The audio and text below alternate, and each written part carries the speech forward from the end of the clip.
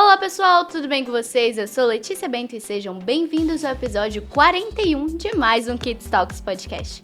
Lembrando que o nosso principal objetivo é trazer personalidades de diferentes áreas, como negócios, educação, ciências e artes, para que possam inspirar a sua trajetória de vida.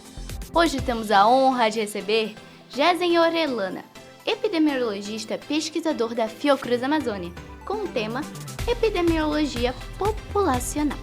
Bem-vindo a Kids Talks, Jezen, e muito obrigada por ter aceitado o nosso convite. Letícia, na realidade é uma grande honra, uma satisfação estar aqui com uma prodígia da comunicação, né? Obrigada.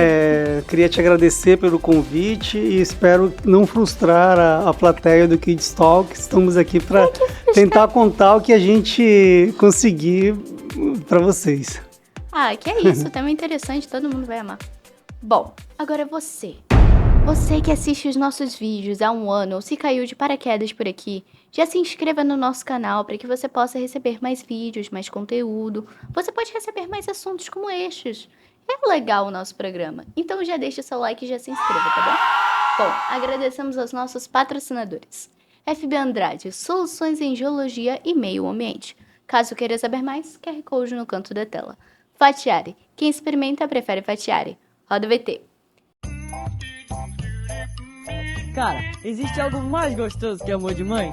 É claro que não. Fatiari, mais gostoso, só amor de mãe. G-Capital, um jeito simples e descomplicado de investir. E Colégio Santa Doroteia, há 113 anos educando gerações. Jezen é pesquisador e epidemiologista da Fiocruz Amazônia, membro da coordenação colegiada da Comissão de Epidemiologia da Abrasco, e coordena o Laboratório de Modelagem em Estatística, Geoprocessamento e Epidemiologia LEGEP. Colabora com projetos relacionados à Covid-19, à saúde e à nutrição de populações vulneráveis, monkeypox e aos efeitos negativos da crise climática no Brasil, especialmente na região amazônica. Além de suas contribuições acadêmicas, Orellana apresenta consultorias técnico-científicas à imprensa, sociedade civil organizada e órgãos de controle como Ministério Público e Defensoria Pública, bem como legisladores de diferentes níveis. Bom, Jezen, nosso programa tem uma pergunta que fazemos a todos os nossos convidados, que é a seguinte: todo adulto já foi criança e toda criança já teve um sonho quando ela crescesse. O que o Jezen, o pequeno Jezen, queria ser quando ele crescesse?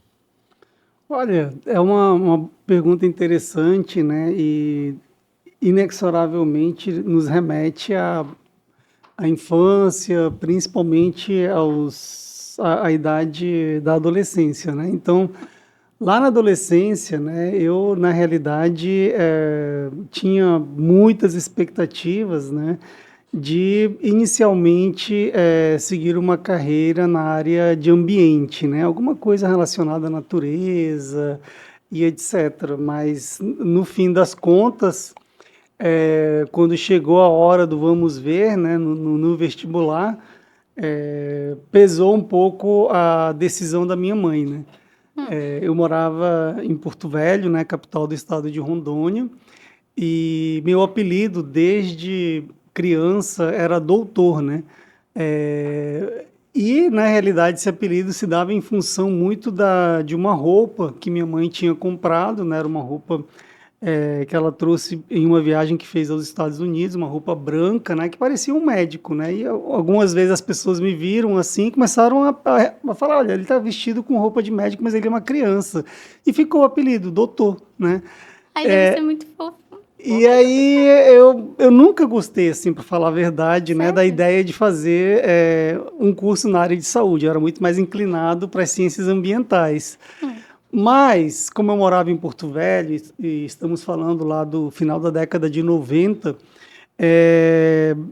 nós tínhamos uma universidade federal, né, que atualmente, né, conhecida como UNIR, Universidade Federal de Rondônia, e nessa universidade não havia o curso de medicina, né, o curso mais próximo de medicina era o curso de enfermagem.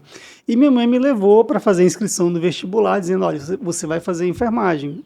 e depois você decide o que fazer. Eu falei, tudo bem, eu fui lá, me inscrevi, passei no vestibular, acabei me apaixonando pela profissão, né?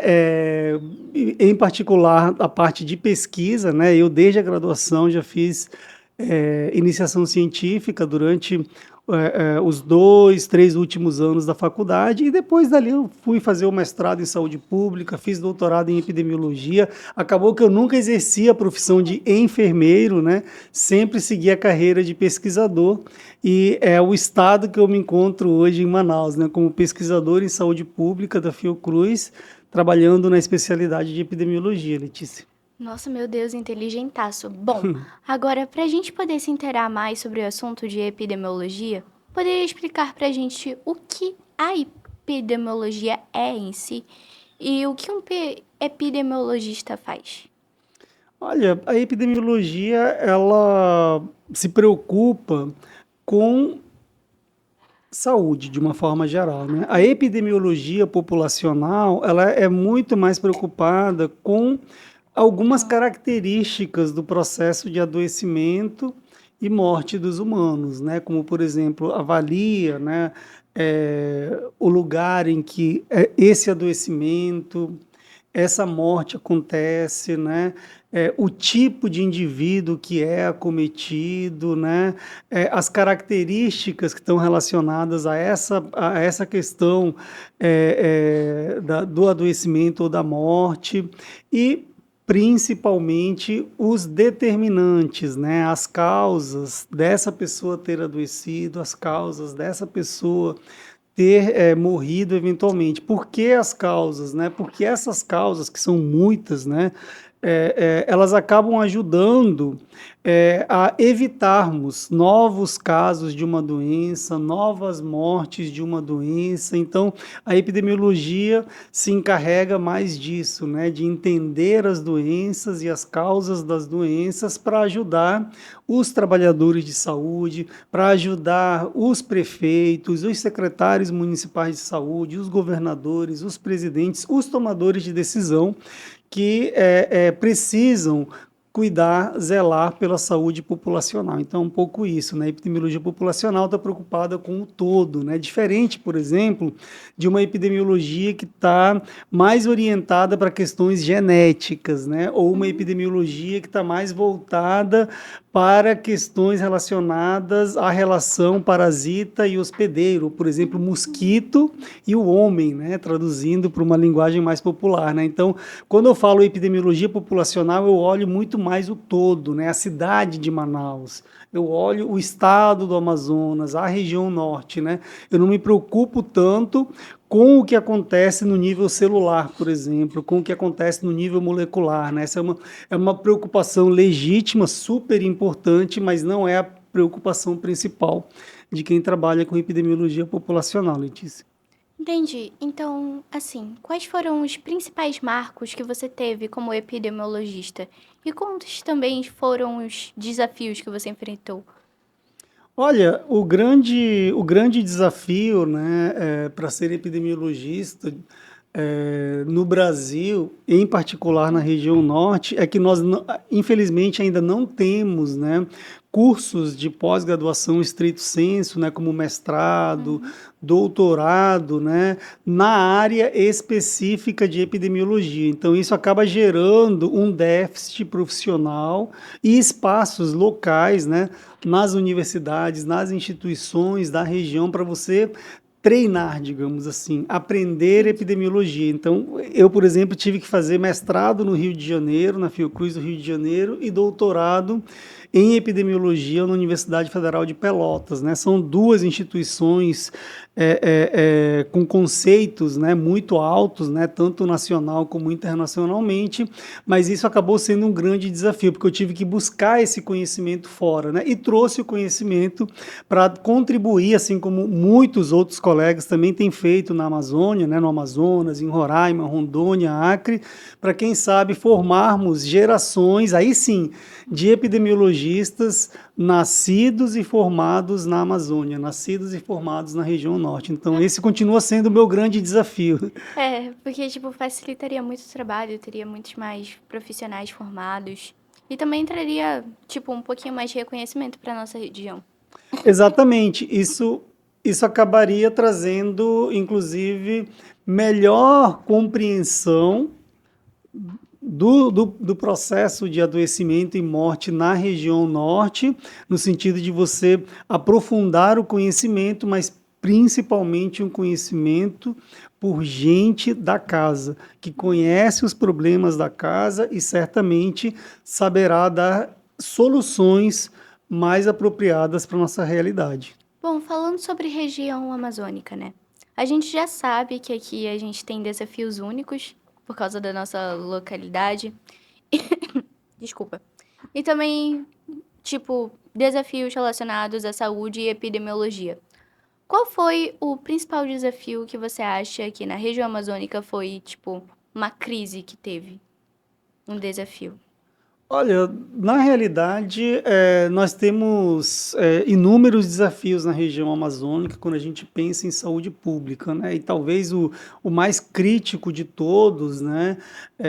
E o que, digamos assim, aflige mais a população amazônica, principalmente os que moram em cidades de menor porte, principalmente as pessoas que moram nas milhares de comunidades ribeirinhas que nós temos espalhadas pela região amazônica, é a questão do acesso a serviços de saúde, né? Então, muitas vezes é difícil você levar, por exemplo, um especialista, como, por exemplo, um neurologista, para municípios como Ipixuna, no Amazonas, que estão muito mais para o Acre ou o Maitá, que estão muito mais para Rondônia do que para Manaus, né? Então, acho que essa questão do acesso a serviços de saúde continua sendo o desafio de mais longo prazo que nós temos na Amazônia em termos de saúde pública, né? Levar assistência à saúde para essas populações. Agora, pensando no momento mais agudo, no momento assim de curto prazo, entre aspas, né? Eu não tenho nenhuma dúvida de que estamos falando da epidemia de Covid-19 na região amazônica, principalmente no estado do Amazonas, em Manaus, onde nós, lamentavelmente, tivemos as duas das mais graves crises epidêmicas do planeta, né? Não estamos falando apenas do Brasil, né? Ah, não, é que Manaus foi o pior lugar do Brasil. Não foi só do Brasil, infelizmente, em termos de adoecimento e morte, né, que é o que a gente estuda em epidemiologia, Manaus, sem dúvida, foi a cidade mais castigada do planeta ao longo da epidemia de Covid-19. Então, pensando num evento mais agudo, sem dúvida, foi a epidemia de Covid-19. E olhando um pouco para frente, né, porque o epidemiologista, o trabalho do epidemiologista é olhar o que aconteceu no passado para pensar em soluções para o futuro, né, para fazer predições, projeções, prognósticos de cenários, né. Olhando para frente, eu também não tenho dúvida que o grande desafio da saúde pública, dos tomadores de decisão, do executivo, do legislativo, da população de uma forma geral, é a questão da emergência climática, né? A mudança que nós estamos tendo agora em vários parâmetros de temperatura, de nível de oceano, de umidade, de chuva, de seca, é sem dúvida o grande desafio da região amazônica e, sem dúvida, da humanidade olhando para frente, Letícia. Bom, agora, já que você tocou nesse assunto climático, eu tenho uma dúvida que é assim, como é que a gente pode se prevenir para problemas respiratórios? Por exemplo, já que tá muita fumaça agora, tá tendo muitas queimadas, como por exemplo a tosse que eu estou agora, o ar, ele tá muito coisado, entendeu? Tá muito poluído. E então eu fico com dificuldade de respirar. Como é que a gente pode evitar isso? Olha, nós temos dois tipos de medidas, né, em saúde pública, em epidemiologia, que costumam funcionar razoavelmente bem, mas uma delas é superior, que é você atacar a causa, a origem do problema, né? Então, seria muito mais pragmático, seria muito mais fácil e até mais rápido para mim te dizer, olha, é bem simples, é basicamente você evitar exposição em lugares onde haja grande circulação de veículos, por exemplo, em próximo a focos de incêndio, e colocar uma máscara, um respirador N95 ou PFF2, mas essa não é a causa principal do problema. A causa principal do problema é a crise climática. São os incêndios, em sua maior parte criminosos, que acontecem ao longo de toda a região amazônica e trazem essa fumaça que incomoda, que adoece e que muitas vezes mata as pessoas em função desse processo crônico de intoxicação, né? Nós não estamos falando de uma intoxicação a esse tipo de poluente ambiental de um dia, de 2 dias. Nós estamos com esse problema da fumaça em Manaus, agora em 2024, há pelo menos 6 semanas. Então, o teu organismo, ele não aguenta. Chega um certo ponto que você vai ter uma crise de asma, você vai ter uma crise de bronquite, você vai ter um problema cardiovascular, você pode até ter um acidente vascular cerebral como consequência desses processos inflamatórios que são disparados, né, pela fumaça tóxica, né? Então, há várias maneiras, né, de enfrentar o problema, de prevenir essas consequências negativas, mas, sem nenhuma dúvida, a mais eficiente de todas, a que funciona melhor, é atacando a causa do problema, e a causa são os incêndios criminosos, Letícia. Meu Deus do céu. Calma.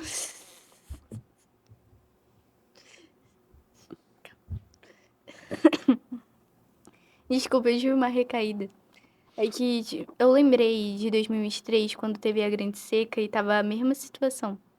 É quase a mesma coisa que aconteceu em 2023. Bom, agora deixa eu... É um pouquinho pior, né, Letícia? É um pra falar a pouquinho verdade. pior, pra falar a verdade. Bom, agora entrando mais nesse assunto sobre pandemia, como é que a sua equipe lidou com a pandemia da Covid-19 na Amazônia? Olha, na realidade, eu tive a sorte, né, de estar cercado de pessoas altamente competentes, né? Muitas vezes você ouviu falar no GESEM, né, em diferentes meios de comunicação, acadêmicos, não acadêmicos, principalmente na imprensa, na mídia, muito mais porque eu era um porta-voz de outros grandes especialistas, né? Eu não quero citar nomes aqui para não ser injusto, né, ou ser mal interpretado, mas com certeza eram pessoas mais experientes, pessoas que eu trabalho, né, há muito mais tempo e que estão fazendo o que eu pretendo continuar fazendo nos próximos anos, né, que é orientando os mais jovens, deixando um legado de ensinamentos, de posições que ajudem a salvar vidas, né? Então, acho que nesse sentido, a equipe são muitas pessoas, Letícia, são muitas pessoas, desde pessoas que estavam na minha casa, por exemplo, como a minha esposa, os meus filhos, o pessoal que dava suporte, né, em outros tipos de serviços da Fiocruz, da universidade que eu estava. Então, são muitas pessoas, né? Não dá de dizer que teve um estatístico, um epidemiologista específico que fez a diferença. Na verdade, eu não acredito nessas magias, né, de você ter uma pessoa-chave, né? Acho que são muitas pessoas, são muitos atores e, às vezes, a gente acaba sendo injusto quando nomina, né, quando diz, foi o fulano, mas, na verdade, por trás do fulano tinha o ciclano e tinha o perengano e você não falou, né? Então, eu prefiro compartilhar, né, digamos assim, essa conquista, né? Bom, então, quais estratégias foram implementadas para aquelas comunidades que eram mais vulneráveis, por exemplo, os ribeirinhos, quando estava nessa crise da pandemia? Olha, muitas medidas.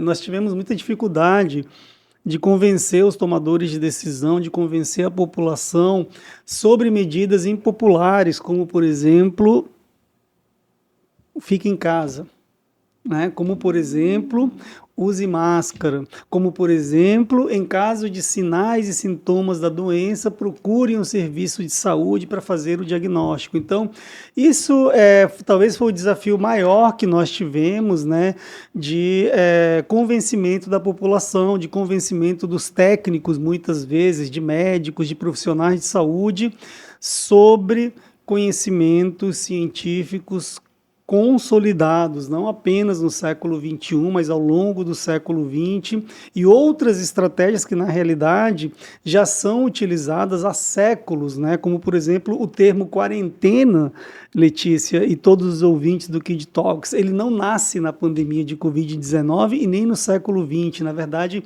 é uma expressão que vem do latim, é uma expressão utilizada pelo Império Romano para separar partes da população que estavam com determinado problema de saúde para não contaminar o restante. Então, essa foi a parte mais difícil, mais dolorida de convencer a população sobre as medidas de cuidado, sobre as precauções para não fazer o vírus circular. É também porque a gente estava acostumado, né, com outro jeito de viver. Aí convencer toda uma massa é complicado, mas deu. Bom, agora, com essas lições que a gente aprendeu, quais são, tipo, quando a gente passou pela pandemia, a gente teve várias lições. Como a gente pode aplicar essas lições para futuras crises no futuro? Olha, nós tivemos em Manaus, assim como em vários outros lugares do país e do mundo, oportunidades, né? Janelas de oportunidade para aprender com os próprios erros, né? Infelizmente, o estado do Amazonas e o Brasil, de uma forma geral, não incorporou o aprendizado, digamos, da primeira onda, né? Que ficou mais ou menos restrita ali aos meses de abril e maio, né? Pelo menos aqui no Amazonas, né? Para futuramente, né? Nos próximos meses, nos anos seguintes, incorporarmos alguns aprendizados, né, como, por exemplo, não temos medicação disponível que cura a doença, e as pessoas insistiam em falar em cloroquina, por exemplo, ivermectina, né? Não temos vacina disponível neste momento para prevenir casos graves ou óbito, né? Então, eu acho que nesse sentido, nós acabamos perdendo a oportunidade de evitar uma segunda onda mais letal, né? E, lamentavelmente, foi o que aconteceu no estado do Amazonas e Manaus, né? Nós deixamos de incorporar aprendizados de epidemias anteriores e principalmente da atual epidemia de Covid-19 e sucumbimos, né, no que ficou mundialmente conhecido como a crise do oxigênio em Manaus e no Amazonas, né? Então, acho que nós não tivemos, Letícia, um colapso até pior do que o de janeiro de 2021 em 2022, basicamente porque nós já tínhamos a vacina disponível, nós já tínhamos os principais grupos de risco protegidos pela vacina e, lamentavelmente, um dos maiores números de infectados, doentes e mortos por Covid-19 da epidemia, né? Então, em termos de aprendizado, eu acho que nós tivemos uma oportunidade importante de aprender e não incorporamos, né? E eu acredito, Letícia, que nós estamos passando por algo parecido agora com a emergência climática, porque, como a gente comentou agora há pouco, né, em 2023 aconteceu algo parecido e já era para estarmos preparados, né? Nós já tínhamos alertas de diferentes órgãos do governo e órgãos não governamentais no final de 2023 dizendo, olha, a crise em 2024 pode ser igual ou pior à de 2023. E, infelizmente, de novo, nós repetimos o erro da epidemia de Covid-19 de não prepararmos a população, o Estado, para uma resposta mais apropriada. Não é por acaso que a ministra da Saúde, Nízia Trindade, enviou presencialmente a Força Nacional do SUS ao Amazonas antes de ontem, né? Então nós estamos com a presença da Força Nacional do SUS porque é uma prova de que as pessoas que estão aqui, infelizmente, não conseguem resolver e tivemos que pedir auxílio externo. É uma pena, né? Porque, de novo, o aprendizado foi baixo, né? Bom, você disse que você era um porta-voz, certo? Então, como é que você consegue suavizar a linguagem técnica da epidemiologia para você conseguir comunicar com a sociedade civil? Olha, é uma história bem engraçada, Letícia, porque, na realidade, eu venho de uma família de testemunhos de Jeová. E eu fui testemunho de Jeová até meus 15 anos, né? E dentro da doutrina, né, das testemunhas de Jeová, nós tínhamos um recurso chamado escola teocrática. E essa escola teocrática era uma espécie de treinamento para você falar com as pessoas individualmente ou falar com as pessoas em público, em palestras, em discursos, né? Eu saí mais ou menos aos 15 anos da Testemunha de Jeová, mas o aprendizado ficou, né? E eu sempre fui muito comunicativo, né? Eu sempre gostei muito de transitar no meio da população, do povão, como se diz numa linguagem mais popular, né? E isso eu acho que facilitou um pouco, né, o meu trânsito, né? De forma que eu consigo, de certa forma, com algum sucesso e com alguns insucessos também, né, me comunicar com diferentes públicos, né? Profissionais de saúde, profissionais da comunicação, como os jornalistas, população de uma forma geral. Então, eu acho que essa facilidade, digamos, que às vezes eu tenho de me comunicar com diferentes públicos, com diferentes atores, é muito mais em função dessa experiência que eu adquiri ao longo dos meus aproximadamente últimos 40 anos, né? Então, acho que isso acabou me ajudando bastante a me comunicar, a ter essa plasticidade comportamental, de comunicação, né, que não é muito fácil, né? Muitas vezes você é alguém muito especializado e fala muito bem daquele assunto, mas quando você precisa comunicar aquele assunto para um público totalmente diferente, você tem mais dificuldade, né? Então, acho que é um pouco por aí. É muita linguagem técnica e depois tem que explicar. Eu já tive alguns convidados que foi assim, eu lembro de uma que era muita linguagem técnica, mas a entrevista foi muito legal, mas era muito termo técnico. E eu quase boiei. Quer beber um pouco d'água? Beber água é bom. Obrigado, estou me servindo aqui.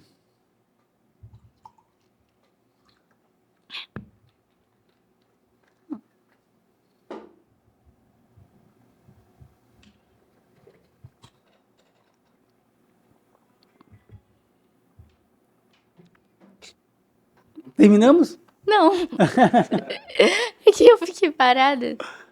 Não quer beber mais água, tá bom. Como você vê o futuro da epidemiologia no Brasil? Olha, um futuro muito promissor, um futuro muito promissor. Nós temos, na prática, várias gerações de sanitaristas, de epidemiologistas.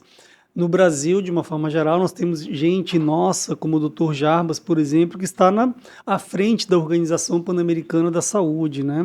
Nós temos dezenas de epidemiologistas, de cientistas brasileiros em diferentes áreas da Organização das Nações Unidas, Organização Mundial da Saúde, né? No Ministério da Saúde, nas secretarias de saúde. Então, acho que de uma forma geral, pensando em escala nacional, eu vejo como um futuro bastante promissor. O que me preocupa em relação à epidemiologia são as desigualdades, as iniquidades que nós temos em termos de formação no Brasil. E, particularmente, a minha preocupação recai sobre duas das regiões mais carentes em epidemiologistas do Brasil, que são a região centro-oeste e principalmente a região norte do Brasil, né? Nós ainda precisamos dar passos importantes, né? Passos largos, né? Para conseguirmos colocar epidemiologistas nas secretarias municipais de saúde, nas secretarias estaduais, nos espaços de tomada de decisão, para que nós tenhamos, né, decisões não apenas mais oportunas, mas decisões mais apropriadas e decisões à luz do conhecimento científico, que é o que eu acho que ainda falta um pouquinho na epidemiologia da região norte, na epidemiologia amazônica, de uma forma geral, Letícia. Bom, agora para os jovens que estão nos assistindo, qual conselho você daria a eles caso eles queiram seguir essa área? Olha, dizer que é uma especialidade que não é das mais comuns, mas que é uma especialidade que vai ser bastante requisitada nos próximos anos, nas próximas décadas, porque nós temos projeções, inclusive, de painéis de especialistas como o IPCC, né, sobre as mudanças climáticas e etc., que apontam que a ocorrência de surtos, epidemias e pandemias ao longo dos próximos 30, 50, 80 anos, ela vai ser cada vez mais comum e em intervalos de tempo menor. Ou seja, você vai ter mais problemas relacionados a epidemias e a surtos, e quem trabalha com epidemia e surto é o epidemiologista. Então, é uma, digamos, profissão do futuro também. É uma especialidade do futuro, melhor dizendo. Não tristemente, porque, tipo assim, o trabalho, ele é legal, ele ajuda as pessoas, mas ao mesmo tempo, sim, tristemente, porque vai ter mais problemas com a saúde. Exatamente. Bom, agora, quais são os recursos ou programas que estão disponíveis para incentivar, desculpa, e sustentar a pesquisa científica na Amazônia? Olha, esse é um ponto importantíssimo, né? Porque se você tivesse me feito essa pergunta, ou feito essa pergunta para alguém há 25 anos atrás, 30 anos atrás, provavelmente essa pessoa te daria poucas opções, poucas Eu nem alternativas. estaria nascida. Mas agora a realidade mudou bastante, né? Nós tivemos vários governos preocupados, né, com o desenvolvimento da pesquisa, da investigação científica, dos programas de formação e iniciação científica para alunos de ensino médio, né, para alunos de graduação, para alunos de pós-graduação, que, de certa forma, tornam esse caminho, né, de você buscar o conhecimento, independente de ser para epidemiologia ou não, mais curto, um caminho mais, na verdade, um acesso mais fácil, né? Não é que seja curto, né? Mas eu acho que nesse sentido nós temos várias oportunidades para os jovens, né? Pouca gente sabe, por exemplo, que você pode fazer iniciação científica durante o ensino médio. Né, nós temos programas financiados, né, por fundações de amparo à pesquisa, como a FAPEAM, do estado do Amazonas, que permitem que alunos de ensino médio se preparem para ser pequenos cientistas e continuem na graduação com o programa de iniciação científica, continuem depois de formados durante o mestrado e o doutorado. Então, as opções, neste momento na Amazônia, não são talvez as mais abertas e promissoras possíveis, mas com certeza são opções que estão garantidas, principalmente em estados do Amazonas, em estados da região norte como o Amazonas, que tem uma fundação de amparo à pesquisa forte, que é a FAPEAM, Letícia. Bom, então quais são alguns mitos ou equívocos sobre a epidemiologia que você gostaria de esclarecer?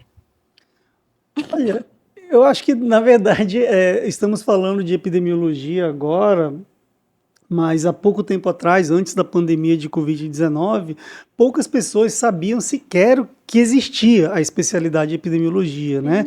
Claro, se você se perguntasse, não, professor, mas dentro de um programa de pós-graduação, as pessoas sabem sim, mas o que conta é a pessoa que está assistindo o Kids Talk. É a pessoa que está na feira, é a pessoa que está no supermercado, é a pessoa que está no teatro, é a pessoa que está no comércio. E essas pessoas, que é a população geral, há poucos anos atrás não sabia o que era epidemiologia, né?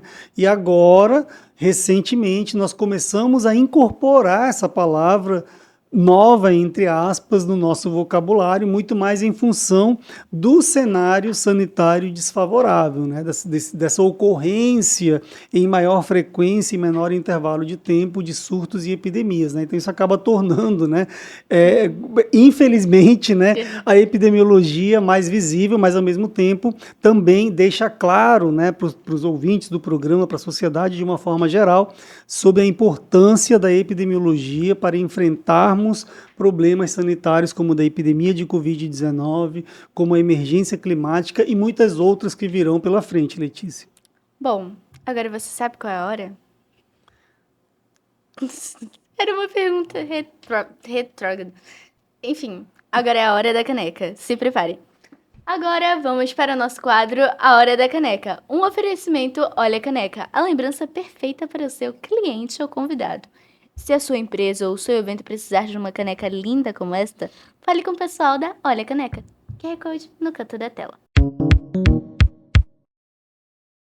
Ao nosso quadro, Hora da Caneca, ele meio que faz algumas perguntas tanto aleatórias quanto pessoais. É um quadro bem leve, pra falar a verdade. Então, bora começar? Vamos lá. Bom, qual é o seu hobby favorito de todos os tempos quando não está trabalhando? Atividade física. Qual tipo? Olha, eu na verdade nunca fui bom em nada, mas já fiz várias coisas. Já joguei queimada, que é o mais básico, joguei futebol, joguei basquete, joguei vôlei, fiz natação, fazia corrida, faço academia. O importante para mim é estar fazendo alguma atividade física. Eu não necessariamente tenho uma preferência. Claro, eu gostaria de ser um grande jogador de futebol, mas infelizmente essa não era a minha realidade, né? Então a gente acaba fazendo, na verdade, aquilo que dá prazer. E nesse momento, né, para ser mais pragmático, o que está me dando mais prazer é atividade física dentro da academia, por exemplo. Bom, falando em academia, quando você tá em academia, você escuta música assim com fone? Não costumo utilizar música em fone. Ok, mas você escuta música. Durante a academia, É. sempre Só. tem, né? Sempre tem música. Bom, mas você gosta de música? Ah, adoro. Então, me fale o seu top 3 de música. Olha, eu gosto muito de rock nacional principalmente, né? Gosto do Cazuza, né? Gosto do Legião Urbana Ai, também amo. e MPB adoro, mas tem alguns cantores, né? Como Zé Ramalho, por exemplo, como Geraldo Azevedo, né? Que eu curto com mais frequência, por exemplo. Você ainda não falou o top 3. Ah, das músicas? Exatamente. Ah, deixa eu ver aqui. Eu sou péssimo para gravar o nome das músicas, mas deixa eu ver aqui uma. Pais e Filhos, né? Do Legião Urbana. Não há. Eu também adoro essa música. Tem outra do Cazuza, você vai me ajudar? Aquela dos. O Tempo Não Para, do Cazuza, e talvez a terceira do Cazuza, que eu sou meio monotemático às vezes no rock, né? Poderia ser exagerado, que eu lembro um pouco da minha mãe. Ai, gente, que fofo. Bom, se você fosse um animal, qual seria e por quê? Cachorro. Por quê? Basicamente porque a adaptação do cachorro hoje, né, no século XXI, eu acho que ela é muito favorável, né? Porque o cachorro ele conseguiu conquistar o coração dos donos de pet, né? Das casas, dos domicílios e de certa forma é uma vida tranquila, né? É, eu concordo. Não é isso aqui, eu seria um. Dependendo do proprietário, do dono, né? Tem pet toda semana, tem banho, tem tosa, tem ração especial, tem passeio, né? Então, eu acho que esse seria a minha tendência favorita. O segundo seria uma ave, né? Em especial uma arara. Ah, seria massa também. Agora, imagine, você está numa ilha, num deserto, e você só pode levar 3 itens. E não pode ser um helicóptero, tá? Só avisando. 3 itens. Quais itens seriam esses pra você poder ficar lá? Lembrando que tem, tipo, água, comida garantida. Olha, eu levaria uma mala. Compreensível. Mas aí só seria um item, e aí você não pode colocar. Você ia ter que colocar 2 itens só. Uma escova de dente e talvez um boné. Um boné? Pra se proteger do calor. Achei inteligente. Qual é o seu prato culinário favorito? Olha, meu prato favorito é churrasco. Ai, churrasco é muito bom. Principalmente aquelas músicas de churrasco, sabe? Domingo à tarde, assim, meio de tarde. Nossa, muito bom. Qual é o seu lugar favorito? Olha, para turismo, tem um lugar que eu adoro aqui na Amazônia, que é a região do Tapajós, onde fica Alter do Chão. E o entorno, não é só Alter do Chão, na verdade, toda aquela região que a gente conhece como Caribe da Amazônia. Nossa, Não trocaria por lugar nenhum do mundo. Inclusive, acho que é o único lugar que eu fui 4 vezes na minha vida. Eu costumo não repetir, né, os lugares que eu visito, né? Já fui para vários países, inclusive no exterior, mas Alter do Chão é um lugar que eu faço questão de repetir. agora, se você pudesse ter um superpoder ou criar um superpoder totalmente novo, qual seria e por quê? Olha, seria o poder de distribuir igualmente as coisas. Por quê? Para evitarmos a pior das consequências de quase tudo que a gente faz nessa vida, desigualdades. Achei justo. Bom, agora se você voltasse num evento histórico que você... Qualquer evento histórico de qualquer tempo, qual seria e por quê? O fogo. Porque o fogo permitiu a criação de pequenas armas até armas de destruição em massa, como as armas nucleares. Tá, então Idade da Pedra Lascada. Exato, porque basicamente a gente teria que viver como o resto dos outros seres vivos da Terra. Ai. Tá bom. Bom, agora a gente tem uma surpresinha para você.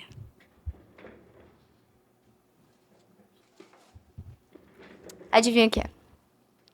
Olha, pelo barulho, parece uma lembrança. Uma caneca Olha do aí. nosso programa. Obrigado. Kids Talk. Legal. Muito obrigado. De nada. Olha essa aqui, fofo. Bom, qual é a mensagem final que você gostaria de deixar para o nosso público? Olha, a mensagem final é eu queria levar as melhores notícias possíveis para todo mundo, né? Mas neste momento, o que eu recomendaria para as pessoas é que elas se cuidassem e cuidassem mais do próximo, principalmente nesse momento difícil que a humanidade está passando, que é o da emergência climática. Bom, em quais redes sociais as pessoas podem encontrar você e o seu trabalho?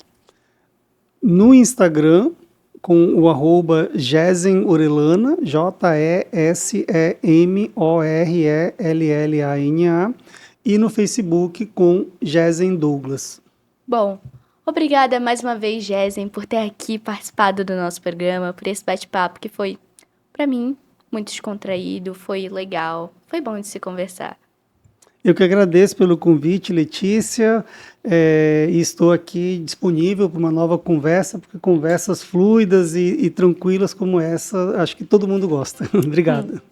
Agradecemos aos nossos patrocinadores, FB Andrade, Soluções em Geologia e Meio Ambiente. Caso queira saber mais, QR Code no canto da tela. Fatiari, quem experimenta prefere Fatiari. Roda o VT. Cara, existe algo mais gostoso que amor de mãe? É claro que não. Fatiari, mais gostoso, só amor de mãe. G-Capital, um jeito simples e descomplicado de investir. E Colégio Santa Doroteia, há 113 anos educando gerações. Agora, se você gostou, já curta, compartilhe, já fale para aquele seu amigo que gosta de saúde, que gosta de epidemiologia. E também já comente já comente para que o vídeo possa engajar. Eu sou Letícia Bento e muito obrigada por ter ficado até o final. Até o próximo episódio e tchau!